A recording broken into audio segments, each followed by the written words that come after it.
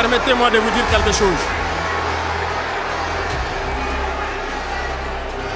Il y a bel et bien à Abidjan un centre des opérations pour déstabiliser notre pays.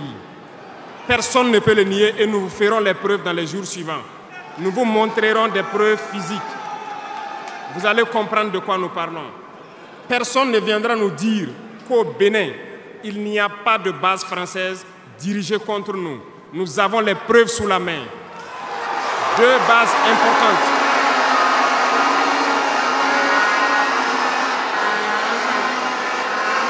Nul ne peut le contester. Et je les mets au défi. Et nous n'avons rien contre le peuple béninois. Là, nous avons un problème avec la politique des dirigeants béninois. Et nous le disons haut et fort encore. Dans cette diplomatie, nous avons décidé de dire la vérité. Il y a bel et bien 2 bases.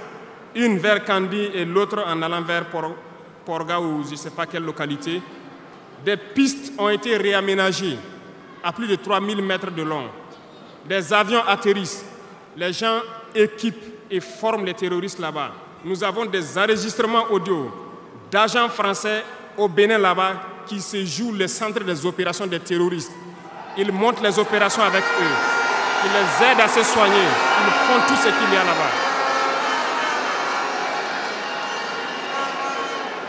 Nous avons tous les détails sur eux. Et vous ne voulez pas qu'on le dise à notre peuple? On va le dire. Si vous ne le voulez pas,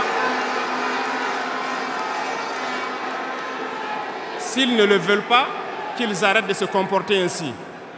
C'est simple. Nous n'avons forcé personne à prendre son indépendance.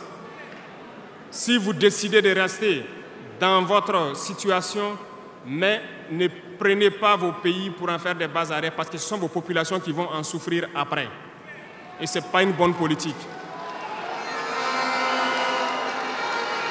Nous le disons par expérience, et je le répète toujours, le Burkina a été une base arrière pour déstabiliser certains pays.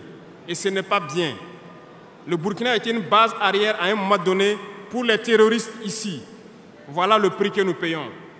Donc, pour prévenir les peuples de ces pays dont je parle, doivent parler à leurs dirigeants et qu'ils arrêtent cette politique parce que ça ne les arrange pas du tout.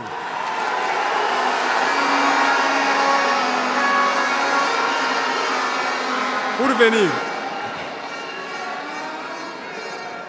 dans le volet communication et culture, nous avons lancé plusieurs initiatives. Au cours de l'année 2024, vous avez pu célébrer avec nous donc, le mois donc, de consommation locale. Nous avons eu les journées traditionnelles, le mois du patrimoine. Beaucoup d'activités ont été menées. Nous allons continuer à ramener donc, en surface, donc notre culture, parce que c'est de là que nous retrouvons notre identité. Nous allons continuer des actions dans ce sens, à mettre en valeur notre culture, à mettre en valeur donc nos coutumes et à mettre en valeur le vivre burkinabé.